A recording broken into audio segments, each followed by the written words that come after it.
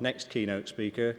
As I said, I've been, in picking the keynotes, I've been looking for people from a little outside our community looking in, who I thought would bring new insights on the topics we should maybe be thinking more about. And one I'd identified was human factors. So I did a bit of searching around and I discovered our next speaker, who is Professor Monica Whitty from the University of Melbourne. And Monica.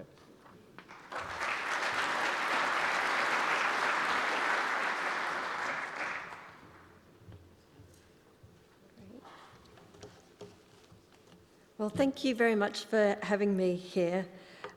Yes, I have come all the way from the University of Melbourne, although I was living in the UK for over 15 years, so it's coming back home a little bit for me.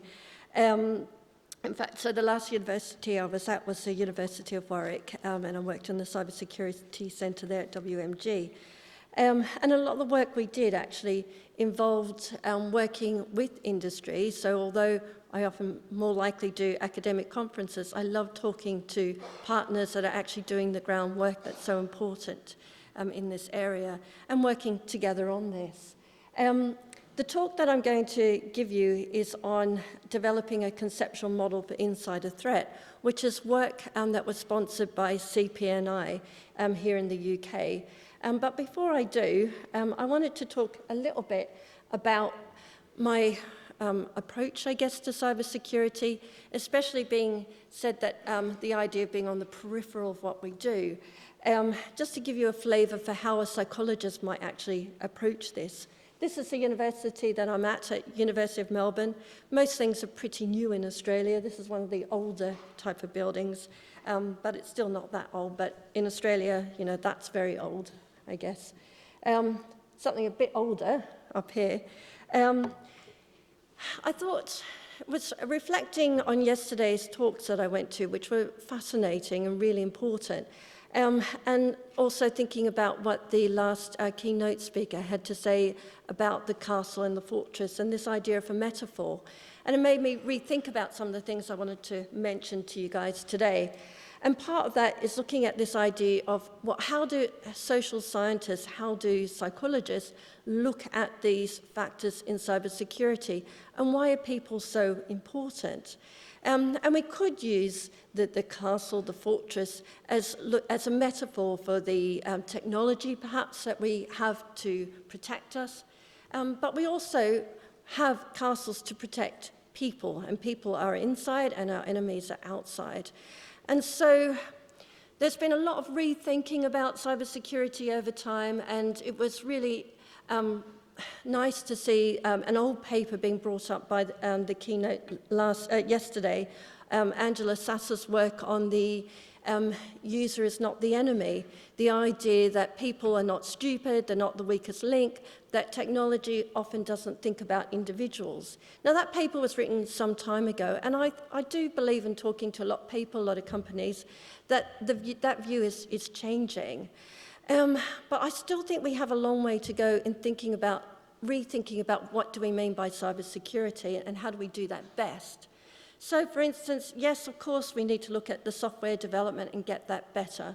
But all our spaces, all our fortresses can be broken into at some point. There are weak spots there. And how do we deal with that? Of course, we deal better with our technology, but we also need to think about the people involved. How do the people involved help protect our security as well?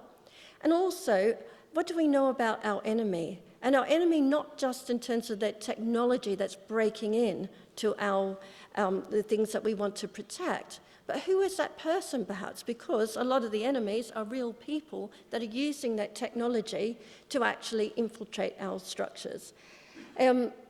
So some of the work that I do is actually looking at who is the enemy, who are the enemies, how do they work together, what kind of personality might they have, how do they behave?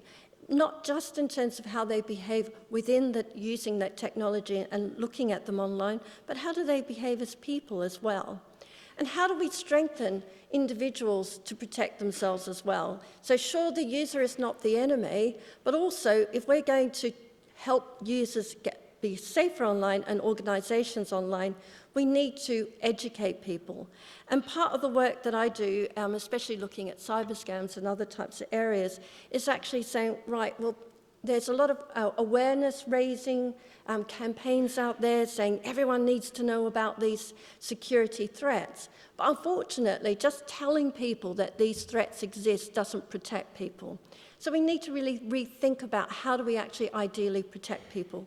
So some of the work I've been doing in more recent times is looking at government web pages and how they try to educate and change behaviour.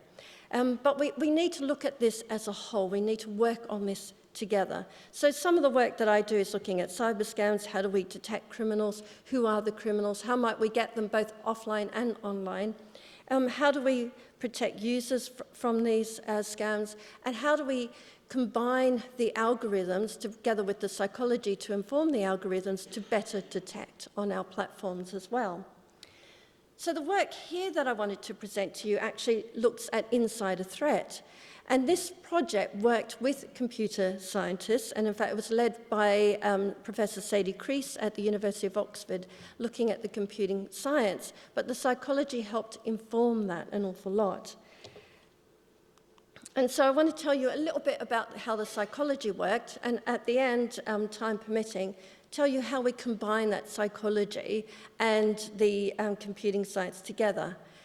And also to mention, we worked with numerous partners on this. We couldn't have done this without our partners, our stakeholders, who are experiencing threats all the time, and for us to understand from their perspective what were the threats, who were the threat actors, and what is it that they learned in hindsight from what happened, what do they think could improve it, and looking at our tools and how that might actually improve it again.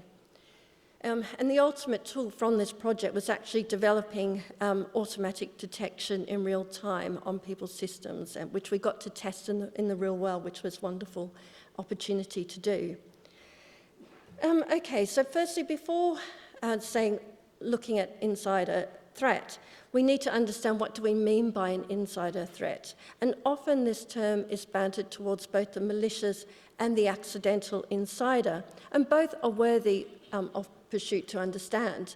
But in our project, we were more interested in the malicious insider, the sort of person that goes in there on purpose to actually do something to that organisation. And doing that something that's harmful might be, and there's a lot of different types of insider threats, and I may not have even got them all here, are things like theft, IP theft, fraud, terrorism, reputational damage, blackmail, denial of service attacks, introduction of viruses, worms, Trojan horses, etc., corruption of or deletion of data, altering data, password cracking, etc. And the harms that might be caused to an organisation might be loss of monies, reputational harm, harm to employees, harm to the organisational structure as well, which we'll come back to, harm to clients, security to individuals, and national infrastructure. Now, one of the things that people have tried to do in the past is try to work out who is the insider. Can we identify who that insider is? And that's what we try to do here as well. Might we be able to predict their behaviours? Might be able to tell who they are? And in actual fact, in defining an insider, even when we say it's someone that causes intentional harm, that's not so easy to do. So there are some people that might say, people like Chelsea Manning, Julian Assange, Edward Snowden, for example, are people who are insiders that actually have caused a lot of harm by their theft of data, for instance, and other actions. However, there's another side that will say they're completely whistleblowers. And of course, the Julian Assange issue has come up again here in the UK. And that question of, is he a good guy, is he a bad guy? And I'm not here to pass judgment on that, but to say, even if we went to go to define who is the intentional malicious insider, it's not so easy to do. So academics and government have done surveys and other types of research to try and find out who are these insiders. Just looking at their demographics, for example, it's been found that men 20 to 45 years are more likely to be the insiders, They're more likely to be full-time permanent staff, customer-facing financial security staff, university graduates. Their job roles might be managerial, but they might be non-managerial as well. The average insider threat with fraud, according to CIFERS here in the UK, is the average worker is 30 years of age. The age range is 20 to 40 years. The split is 60-40, which is taking into consideration really the population of men to women. Again, we've looked at researchers. Eric Shaw, who's a wonderful insider threat researcher, has looked at this in terms of IP theft and found similar types of demographic statistics. But I guess what I want to say from all that is actually not taking note of what those demographic details are, but to say you really can't identify an insider based on demographics, really, not alone. That's really tough to do. It's a huge age range. Could be men, could be women, could be managerial, could not be. How are you going to find it from that? Can we find it from dispositional indicators? So some researchers have looked at this. What are the personality types? They might be self-centered, arrogant, narcissistic. They might be, have self-deception, low self-esteem, amoral, unethical, manipulative, emotionally unstable. But of course, some of these traits happen, people who aren't insiders happen to have these traits. Sometimes these people turn out to be leaders. Sometimes they lead countries, for instance. So it's very hard just to use these dispositional traits to say, are they more likely to be an insider or not? There are behavioural indicators as well, and some of those indicators are measured by people, and you guys doing companies that are actually looking at these indicators in a lot of detail. Things like volume of printing, volume of downloads. There's also been work done in hypothetical situations, seeing language change when somebody actually commits an insider threat, language change in their emails. They might have a poor emotional state as well in terms of depressed or stressed. But of course, not everyone who's depressed, not everyone who's stressed causes an attack on an organisation. And I guess this leads to our ethical issues that are involved in insider threat and other issues as well, is that we really find it very hard to pinpoint who might be an insider. They might just have psychological problems that we want to actually help rather than treat them as a potential threat to an organisation. So how do we deal with people that might fit this profile as well? I think it's something we have to constantly think about. Before they've even committed an act, should we be worried about them? Or should we actually change the structures in our organisations to help prevent these things happening? We'll look at that again later. In this particular study, which I looked at 99 case studies, we didn't quite get to 100 for our deadline, unfortunately, but close enough.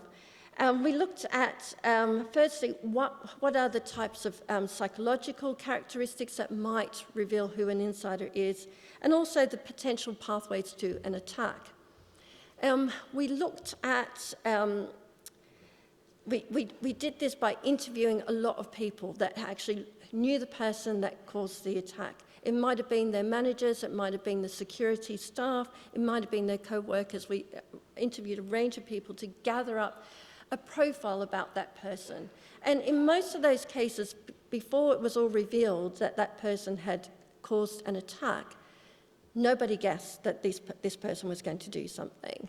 So in hindsight, they would say, oh, I should have looked at this, I should have looked at that. But it's not so easy to pick up. The organisations, we can't reveal their names, but we had a lot in the financial sector, retail sector, public sector, high school, labourers, a nursery, a warehouse and prison as well. So a range of different organisations. We also found a range of different insider attacks as well. So we had fraud, we had reputational damage, theft, data theft, identity theft, money laundering, and the list goes on. And that was because that was our remit, was actually to look at as many different types of insider threats as possible. A criticism of this might be to say, well, actually, we might need to break up the different types of insider threats because you might get a different type of person more likely to do these anyway. In the insider cases, what is probably interesting to you especially is this first point, that in most cases it was an individual, but actually in 32% they were working with a group of people. So in our heads we often think of the insider as one person, but it might be someone that has actually worked in a group together. They may not have actually joined that organisation in the first instance to harm it, but they become part of a group and they start developing a plan, and later on then they might defraud the company or something like that. Or they might be approached from an outsider who's really more the bad guy than they were, and they were influenced in particular ways. They might have been influenced romantically, developing a relationship with this person, not realizing what that person's real intentions were, and then being manipulated to go ahead and do the attacks in that way. The other criticism about the research too, that I'm sure you're thinking about as you're looking at this, is that these are all the insiders that were caught. What about all the guys and girls who weren't caught? So it's very, very, very difficult to do proper profiling on insiders because we really don't have access to all the threats, all the people that have caused these. So briefly, looking at the description of the insider. So I went through and I interviewed them all these people about the 99 cases. And we went through and said, right, what do we know about the insider? And we found some psychological variables. For instance, we found, and these are all percentages, that there were quite a few extroverted people that were insiders and quite a few narcissistic people as well. But also, we found a few introverted people. So if we're going to really profile and go, well, they're all more likely to be extroverted, that's not really the case. We had a few neurotic people, we had also some people with Asperger's as well, and that question with the sorts of attacks they did. So one instance with this one was actually someone thought that it would be a good idea to draw the whole plan of a building that was a security building because they were clever in terms of putting it all together, and they put this publicly available online. Now, their intention probably wasn't so malicious, even though others interpreted it as malicious. Their intention was probably to show how clever they were to put it all together. But they did break security in order to get their design out so that it could see the whole building. So you can see we're dealing with different types of people. Some other types of insider attacks were, in one case it was looking at a bank.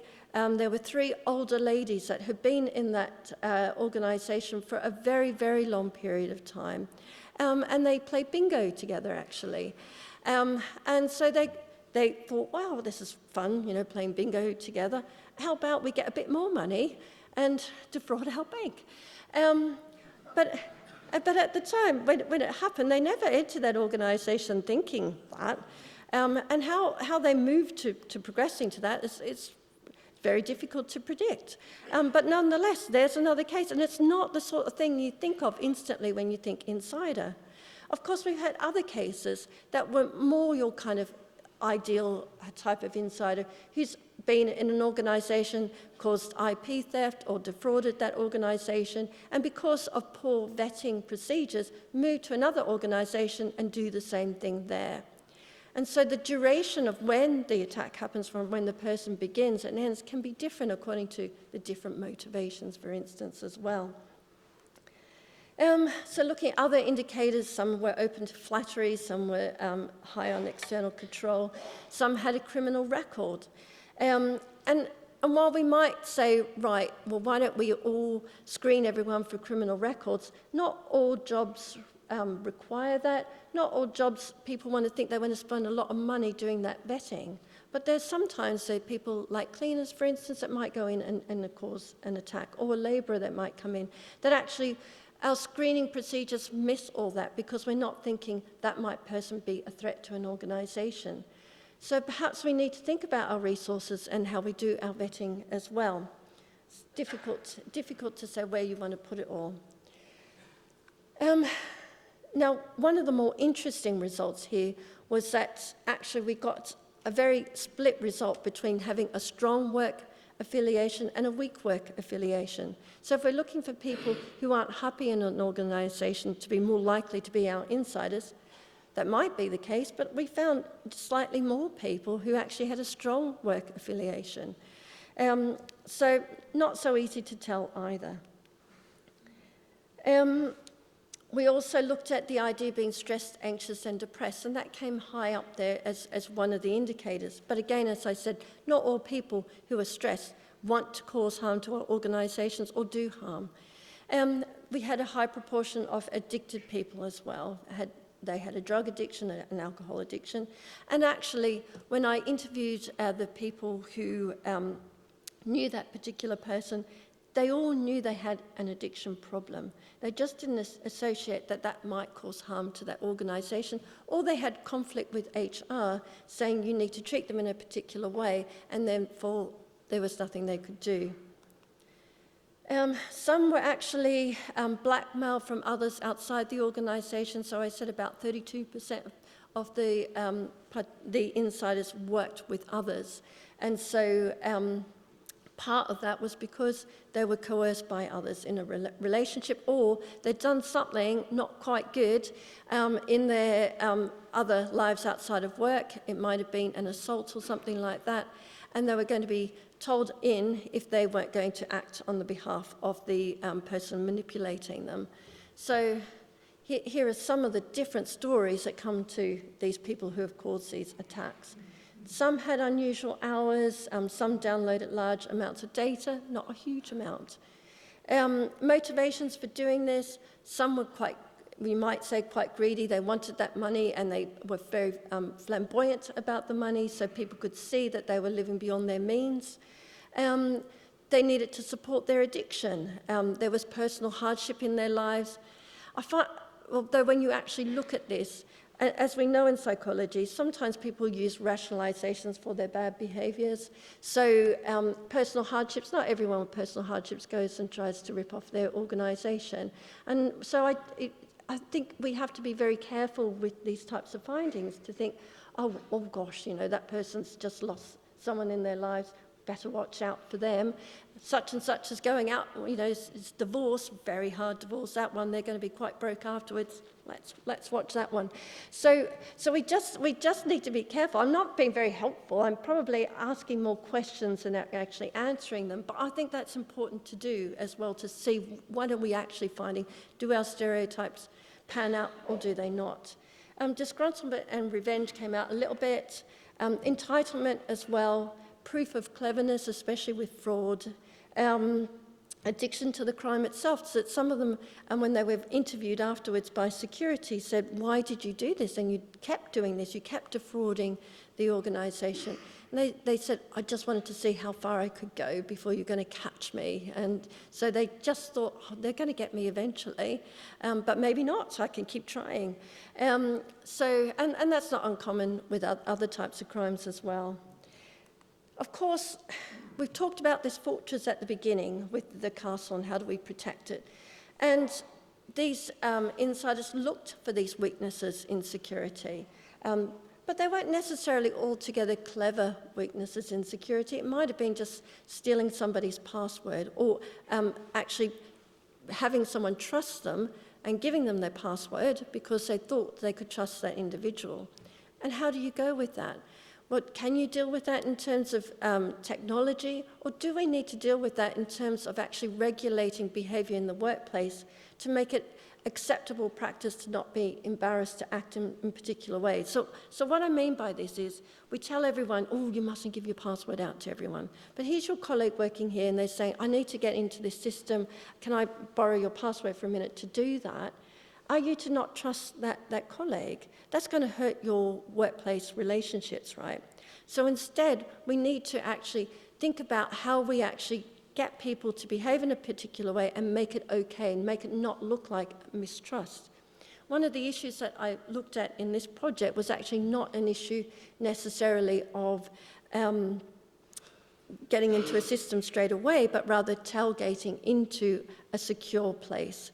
And I talked to people in organisations and I said, how do you feel about tailgating? Would you let anyone in that you weren't sure about? And this is in the UK. And people felt very embarrassed by this idea of actually questioning someone, not trusting someone to let them in. And actually the embarrassment of making a mistake and calling someone out as not going into that secure area was worse for them in terms than actually getting it right and actually pulling them out. So, and even when myself working in a security environment, we were reminded every week that we had to act in this particular way. So it's about giving permission to act in a particular way that breaks our moral codes, really, of how we behave.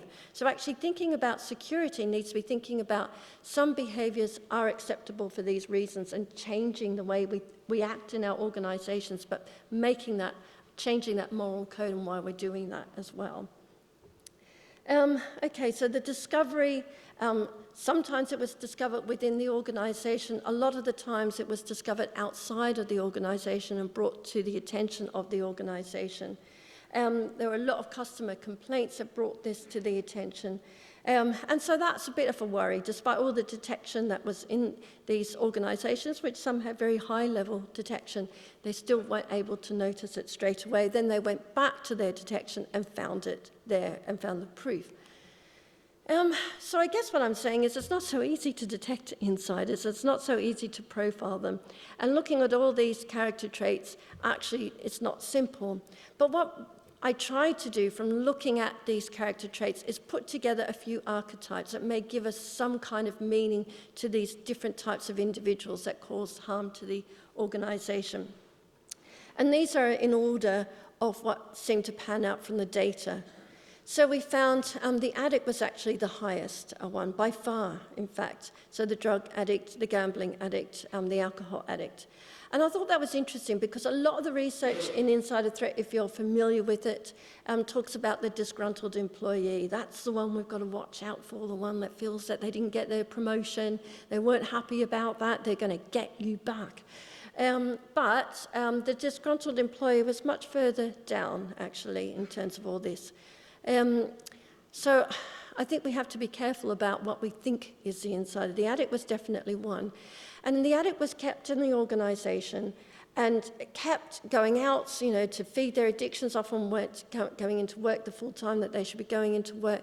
They were pulled in by their managers who spoke to HR about these individuals, and nobody really did anything effective. And it could be that we don't actually label them as the bad guy that's going to do the insider threat, but actually we develop programs to support the addicted person. But instead what seemed to happen is they got shuffled around here and there, and the manager didn't want them in their organisation bit, so they moved them somewhere else, until eventually they needed their money and they went for it. So perhaps developing some more behavioural programs for these individuals might be a good idea, but definitely we need to do something about people who clearly have addictions in our organisations, to do something to support them, which in the end supports our organisations. Some of them were going through harder times, but as I say, some people go through harder times don't attack organisations. But again, it might be something organisations can do more in terms of counselling, supporting employees. There's a lot of organisations these days that want to do things to support employees, and so universities that I've worked at, they want to do yoga and they want to do meditation and all these other things that we don't have any time to do, to be honest. And so if we actually think about how do we actually support the individuals that need to, that might be where we need to be thinking about our resources. Some of them were just pure greed, completely, that was it. They just wanted more money. Or they wanted to get IP and make more money out of it somewhere else. Some of them were showing off. Some were the disgruntled employee, but some of them, in terms of the pure greed and the show-off, or the harder times individuals, started off as star employees and changed over time. There were the birds of the feather, so the bingo ladies, I put them together in that, but there were others that were more gang-related individuals that might have shared a commonality in that way. There were career criminals, and there were the clever clogs that were just trying to show off, I guess, in terms of their cleverness. So what do we do with all this? Well, what I've tried to do is actually put this together in terms of a model and say, right, we know a little bit about the people, But we still need to know more, and we need to share this information with each other. When I talk to organisations, a lot of them had security, physical security here and cybersecurity there, and they never talked to each other. And of course, we've talked about the problems already in this conference and other conferences of the board and the makeup of the board. I do work for the World Economic Forum, and that's something we're really trying to work on, is those decision makers as well. But also, we still don't know what we need to make decisions about, what data is important, what data isn't important. How might we improve our detection by looking at the people themselves? And how might that feed into our algorithms and back and forth? But also, how might we develop programs within an organisation to look after people who may cause an attack rather than treat them as the enemy, right? And some organisations have a high level of stress in their organisation, which might lead to bigger problems. The other problem with all of this, and I've got this down the bottom, is this idea of ethics and social acceptability as well. The idea of putting detection in organisations to detect if a threat has happened and detect if someone's done something wrong may be very effective in some levels, but actually when you talk to people about the idea of being monitored and what they're being monitored for, not everyone really likes that idea. Some people are very unhappy about that idea, and then they feel that they don't have trust for that organisation. So at the time that we were doing this, the banks were getting especially a bad rap, and maybe quite rightly, I don't know. But the way employees were seeing their organisations were the guys at the top are getting a lot of money, we're getting hardly anything, so what does it matter that we hurt that organisation? So the idea of actually how the organisation is viewed by the employees is also helpful, I think. So that's putting it all together. But I also wanted to briefly talk about how we might combine the psychology and the computing science together. And so what we did in this particular project, which lasted quite a few years, was we looked, the computing science were looking at all sorts of data that might detect an insider and collected data from organisations and ways that they'd already done this before. But what we did as psychologists was actually run some studies to look at individuals over time, to see how they may change in their behaviour. And also what we did was that we looked at some variables that actually might feed into the detection itself. So let me explain. What we did was a longitudinal study, and in that longitudinal study, we got people to fill out some surveys.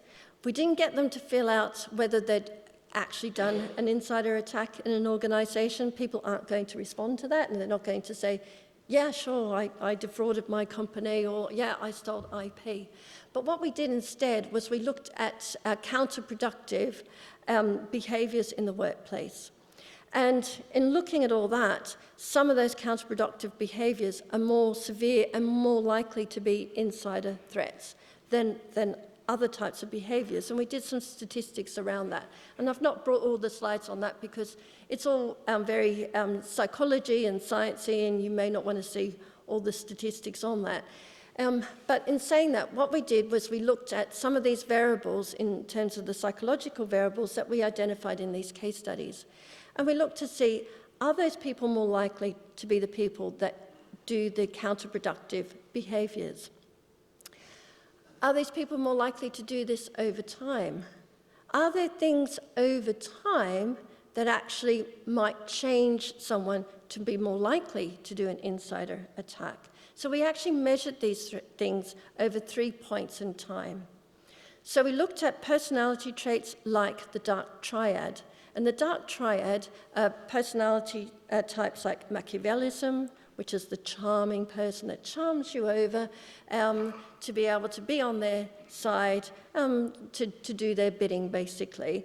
And that's not necessarily a bad thing. We have some good leaders that can be Machiavellian, so it's not to say that it's necessarily. Narcissism as well as part of the dark triad. So the idea that someone A narcissistic person is not someone that just loves themselves and tells everyone how fantastic they are and how great they are and everything they do is so great. That's part of the display of the behaviour. But also what we find with narcissistic people is they've got very fragile egos. So what I mean by that is that actually the reason why they display all these behaviours saying, oh, I'm so fantastic, I'm so great, I'm the best that they've ever been. And I'm pretty sure this is reminding you of some leader somewhere, but who fits the profile quite well. But underneath all that, there's a very fragile ego. And I'm not saying you have to feel sorry for these people necessarily. And I hope I'm not offending anyone. But in that sense, they do this to protect their ego. And when their egos are harmed, they go and hurt. So this is why we worry about the narcissistic people. It's about with the narcissistic people, keep them sweet and then they'll keep being good. But if you hurt their egos, they might turn on you. And they might get rid of employees, for instance. This is what they do. They keep that. I know it sounds funny, but it's actually true. And so they keep the people that will look after them and help their egos be prompted up, right? So that's a narcissistic person, and then there's a person high on psychopathy as well, which are the people who show low remorse, if not no remorse for their actions. They actually can't perceive that anything that they've done could have harmed or caused harm to people. They don't reflect on that. They're not able to do that. And we find that, you find the combination of these three things high on criminal behaviour anyway. But I do put a warning out there that there are people that do have these characteristics that aren't necessarily the bad guys. Okay, so we looked at these people over time, and we looked at a few other characteristics like impulsivity, so quick to act, because while that may not necessarily be a malicious thing, being quick to act might put people in trouble. So for instance, when you're looking at scams like phishing attacks, romance scam that I've looked at, other types of scams, we find that people who are more impulsive, more likely to click that button and download the malware, are the people high on impulsivity. We also looked at stress indicators over time as well. So we looked at things like depression, anxiety, and stress. And we looked at those three and measured those differently, because in psychology we define them slightly differently. People who are higher in anxiety, it's more of a biological condition that they find it very hard to regulate. So they live on a higher stream of worry, I guess, and they construe things in more of a worrying way. People high on stress, it's often because something's happened, so they'll go high on stress and then they might drop. And depression, again, is different. While they do overlap to some extent, they are slightly different. And we thought that was important because research on insider threat had said, oh, all these three things are important to look at with the insider, but they hadn't measured these. And in psychology, we like to measure these different aspects, concepts. So what we found, that over time, people who were high on narcissism were more likely to do the counterproductive workplace behaviours, but not so much on the other levels, a little bit on psychopathy, but then we don't find a lot of people high on psychopathy anyway. So maybe the ones high on clinical psychopathy we'd worry about nonetheless. But one of the more interesting results was that when an attack was more likely to happen, it was more likely people who changed in disposition to being more anxious. So they were going along in their jobs doing fine, and their anxiety levels shot up. And it was at that time that they were saying they were more likely to do these behaviours. So those behaviours combined with the narcissistic behaviours were the things that we needed to worry about, at least in that study. But what's probably more interesting to people here that are doing more technology research is we also ask people questions regarding what types of online behaviours they did. Now, we know that we weren't picking this up in real time and their real behaviours, so I was asking them in survey research. And so we need to still do the research to see what pans out in reality. But what we found is that the insiders were more likely to do, narcissistic people were more likely to do a lot more online activity. and they were more likely to do online activity outside of work hours as well. And that was also the case with the highly anxious people. And so we found a correlation between those activities, a high correlation, but also we found a high correlation with those activities, those people, and the types of counterproductive behaviours that we were concerned about. And those behaviours might have been things like being very angry at work, harassing others, minor threats, minor thefts, things like that. So what we might be looking at then in terms of our detection tools, and we looked at it a little bit in the development of our own, is learning more about these links between what online activities tell us and what it tells us about that person. Of course, we have to be careful about our judgments because we don't want to be then going, gosh, everyone that's doing work outside of hours, we need to be worried about those people. Because actually, when we break it down and look at some of those people, we find they had a deadline to work to. It was nothing to do with anything else, right? So we need to pan in and look at that stuff. But what it is saying is that the science might tell us, when we combine the psychology and we combine the computing science together, more about people. Do we want to do that? Do we not want to do that? Well, that's where the ethics come in. And the research that I do a lot of involves philosophers saying, how far do we want to push things? How far do we want to know about our detection? Do we want to know everything about that person from their online activities? Do we want to predict all this? I mean, Cambridge Analytica was an example of outrage. And we may well be right to have that outrage. So I'm not saying here, this is what we ought to be doing. I'm saying this was what we can do, and we could advance the science more, should we want to, but how does that impact the way we trust people, the way we work with people? My gut feel is that we go back to that original clumsy model that I put together about saying we need to work together within organisations. It may be that some data reveals some things about individuals, but we might use that data in a different way, not necessarily to look for the bad guy, but actually look for the person that's in trouble and support that person. We might want to consult our employees about how our data ought to be used.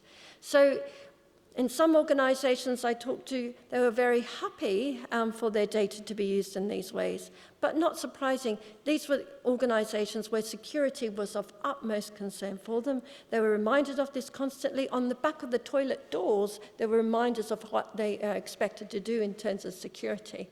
These people were still not happy about engaging in calling out the tailgater, by the way. So even at that point, they still didn't want to do that.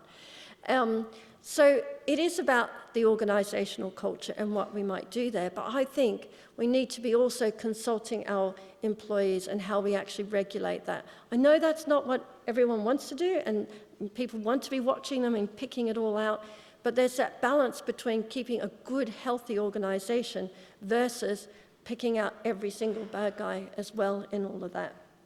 And I think this is the main paper that I drew from, but there are many others you could read if you want to learn more about it. But I think I'm going to stop it there and draw upon any questions that you might have about this, so I can elucidate any further issues that you might have. Is that okay?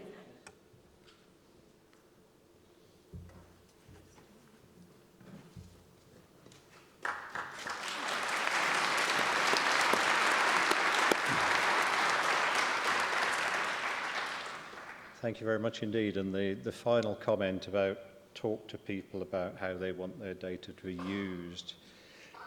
Anybody who was watching my Twitter stream earlier in this week will realise why I suddenly sat very upright at that point. So I was being somewhat flamed for stuff I was not doing. We have 4 microphones, I think, and I'm not surprised that Kauto got to his first. Someone would take the first one. Okay, Kauto is great because normally the chair should have a question to cover the silent period. If Kauto's in the room, don't worry. Shall I try Aaron first? Thanks, first of all, for the talk, and secondly, You're doing these surveys and gathering statistics, and that's great. I do some of that kind of work myself. So I was curious about dealing with the hindsight effect. If you're going back to ask people after the incident, they may remember things incorrectly because now they remember the incident.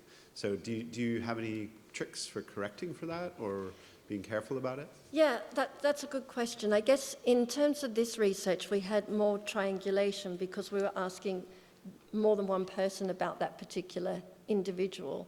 But you're right, hindsight's a wonderful thing, right? And how you perceive that person afterwards.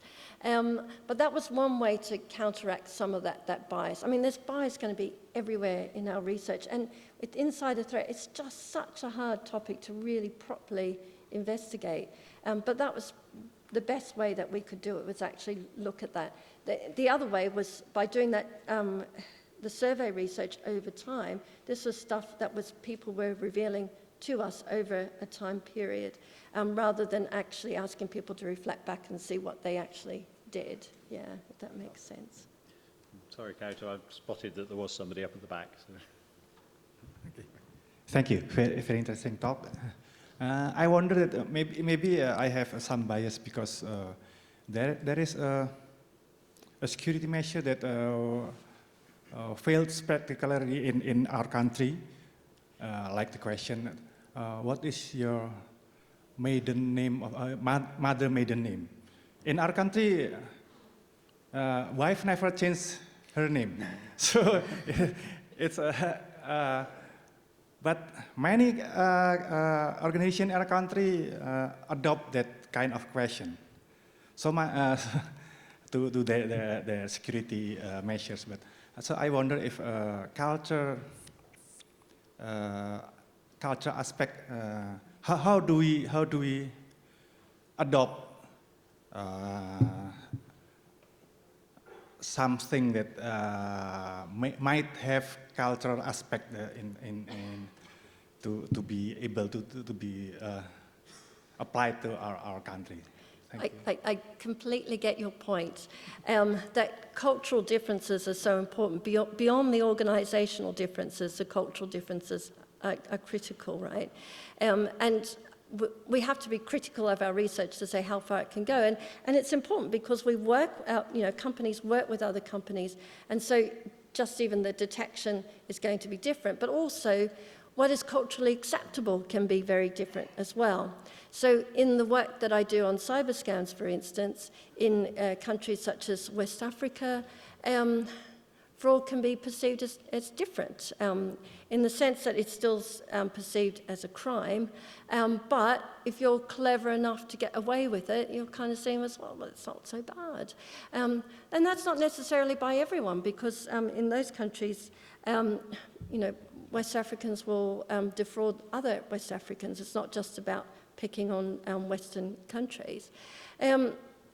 So you're right. I think the way we have to do this is sure across cultures, but it's also within organisations. I don't think that we can have this wonderful generalised model. I think we have to work within models within organisations themselves and how they work with other companies too.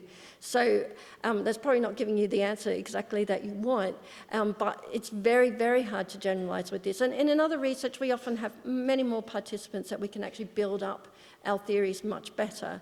But if we're going to do this, I think we have to look at the type of insider threat that we're actually interested in. So people like Eric Shaw at Carnegie Mellon is looking at IP theft. I think that's a great idea to focus in on that, but then focus in on the organisations as well and that culture within there too, and then whatever cultures that we're looking at in addition to that.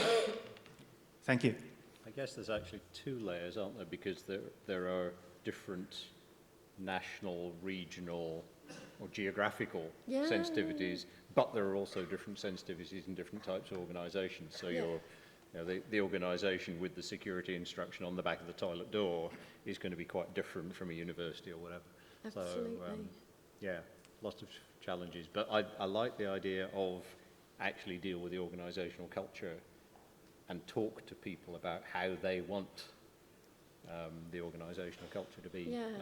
That one is going to be tweeted. Kauto. Kauto Opio, National Cybersecurity Center, Finland. In your study, did you classify the insider's threat to be a person that is doing active,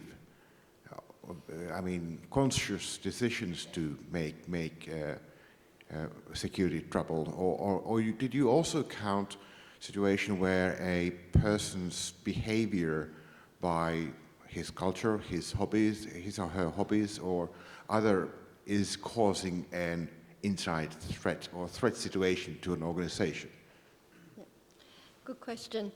We focused on people who were doing that intentionally, maliciously, intentionally to cause harm to the organization or to benefit themselves, I guess. So if you're looking at fraud, for instance, they weren't necessarily defrauding to go, oh, I really want to hurt you. Some people did, but they wanted to have gain from that.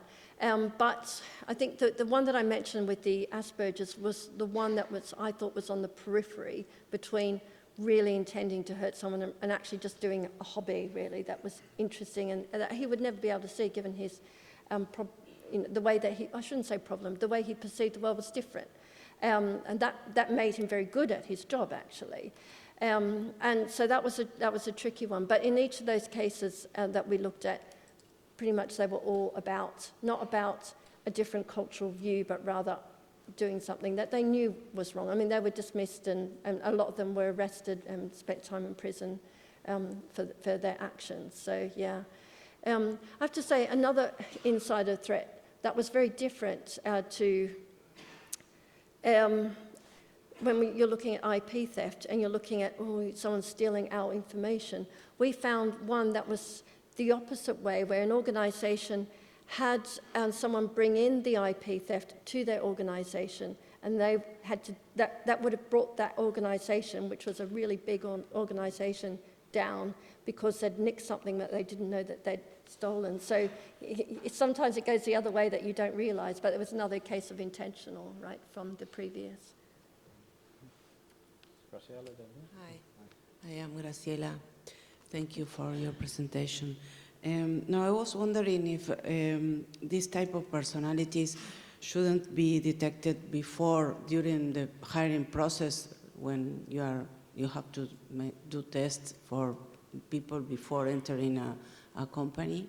And the second question is if you have percentages of the attackers, of the insiders attacks. Yeah, that's a very good question, and it's one that we thought a lot about. My feel is no, and the reason why is because there's so much variation. And we might, go, oh gosh, we don't want narcissistic people here. Narcissistic people we have in all, walks of life.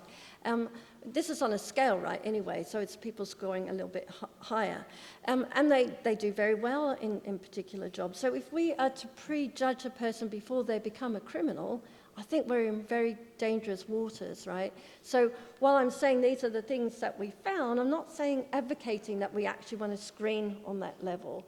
And we might want to screen on previous criminal history, because that wasn't screened, and I think that might be quite reasonable to do. But a lot of the stuff we know already in terms of how we interview people for jobs, it's not really that good. And that's not about picking up the problematic stuff, but actually ones that will fit in well with that job. There's not a lot of validity just in interview. We collect more information about people. But do we want to look at their Facebook and their LinkedIn and make decisions about that? My feel is that that's a bit cringeworthy for me. I don't think we should be going down that path. Even though we found these things, I'm taking a step back and going, actually, why don't we help people that are in distress in our organisations? Because then they won't go down that criminal path. We shouldn't assume, because they've got that makeup, they're going to go that way. Maybe some of the stresses the work brought along also made a part of that contribution. How do we make sure they go down this way, if that makes sense? Okay. But it's a good question. It's something we think about, right? Thank you. Thank you. That's great. I really like that idea that we actually need to build organisations that are resilient to different types of people. Yeah. Is that a reasonable summary? Yeah, I think so. Yeah. It goes back to the castle and the fortress and, the army within there. It's not just the building that protects you, right? It's the way you're organised to field those attacks. So, yeah. There will be a blog post when I have a little while. Thank you. It's been really thought-provoking. Right. Thank you very much indeed. Thank you. Thank you. Okay, I trolled something a little bit fun. Last year's conference, it was pointed out to me that the call for papers, are they meant to be hiding in the doorway? I'm not going to keep talking all the time. The call for papers for this conference closed on the 30th of November last year. And that maybe some stuff was going to happen between the 30th of November and now in June. So I was looking for some spaces in the programme where we might be able to feed in some of those things that had happened more recently.